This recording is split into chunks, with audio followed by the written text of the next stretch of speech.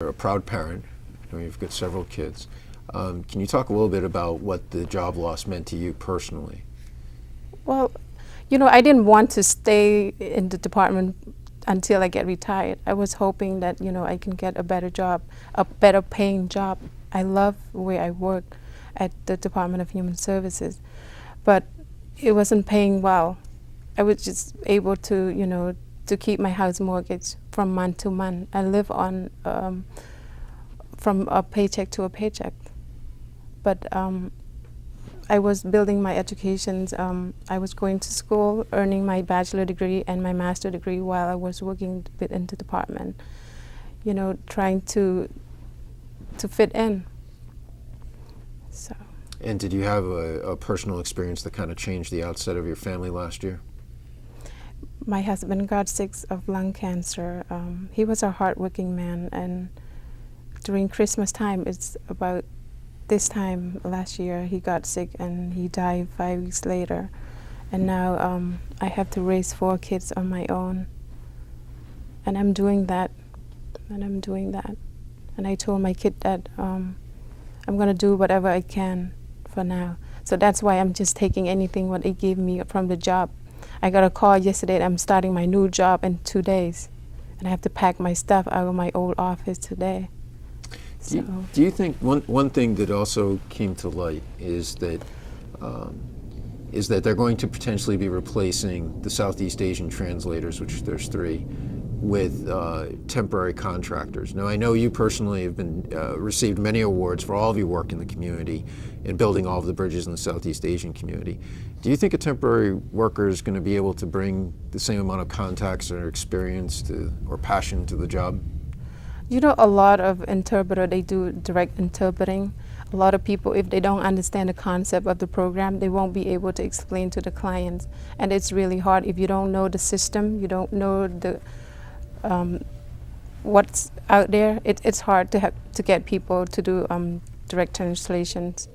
And it's going to be hard for our family, and I just don't understand why do we need a contract worker when you can have 2 staff there to speak 3 languages for the price of 1 contract. It doesn't make sense to me.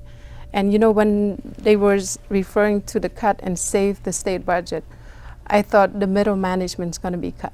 The people working and getting 6 digit. But I didn't know they target the poor community. And 100% of the Southeast Asian interpreter is being wiped out from the state. And where are these people going to seek services from now? Only 2 interpreters in the whole state. We can't spare them for the price of 1 contract worker. It just don't make sense to me. I don't get it. Maybe I'm slow because I don't know how much we can save the state. We know that there's many workers out there who's making 6 figures. Mm-hmm. And Molly, you make about, is it around 30, It's embarrassing to tell the community that for all the things that I do for the community, for the degree that I've earned, to making $30,000 a year, there's no room for me to grow. But that's not going to stop me. I'm going to strive myself, and I'm going to work hard. I'm going to walk into my new job not knowing what it's like, haven't been there, don't know the people that's there.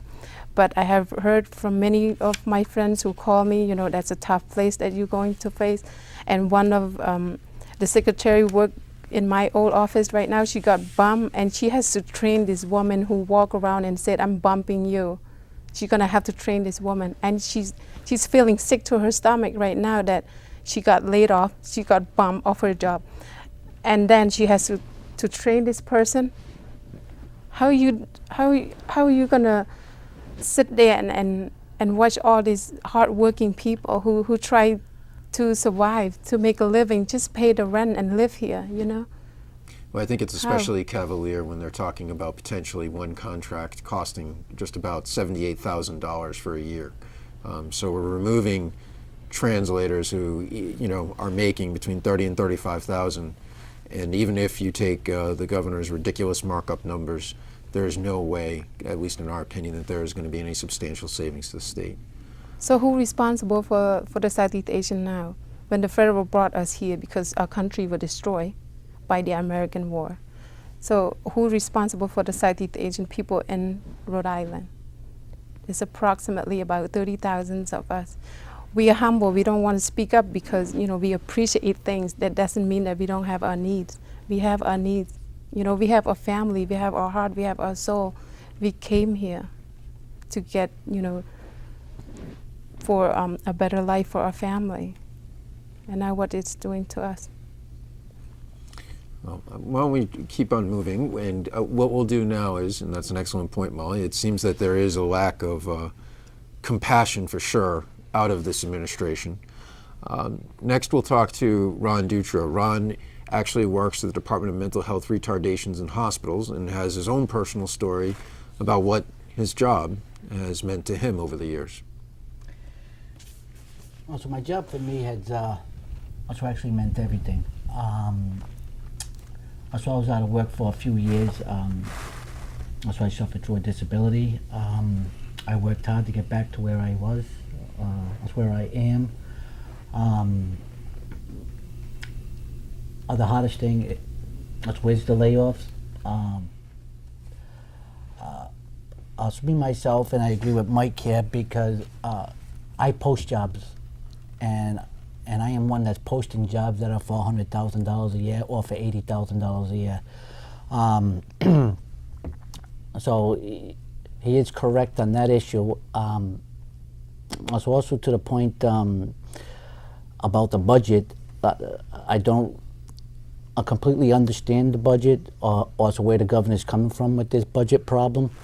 If we've had a budget problem, I don't understand why we're knocking down buildings and homeless shelters and then deciding afterwards that I want to save the state money and build the barracks in the other town. If you talk ahead of time and clearly, you would have known, okay, it's going to be cheaper to build the barracks over here. Don't think afterwards, after you tear down buildings, a homeless shelter, and then decide to build, because you had to pay these contractors to knock down the buildings. So it's also upsetting. Also, like I said, for me to get back to work, I've been out of work for a while. I went back to school. I got my education. To be able to do what I'm doing now, and to have it torn away from you and laid off, it's going to be tough. It's going to be tough. And I can also go on with, that's what Molly was saying, where I also found out that I'm going to be bumping somebody, and I am going to be us working side by side with this person, and I guess that's what he's going to train me. Now, also on a personal level, I don't like getting laid off. He's not going to like being bumped, and it's going to come. It's going to be a very tough situation, a very tough situation. Now, Ron, what actually caused? What caused your absence from the workforce? Was there a particular incident, or? So I suffered through a severe depression. I was working. I had a back injury. And when I went back to work, I lost my job.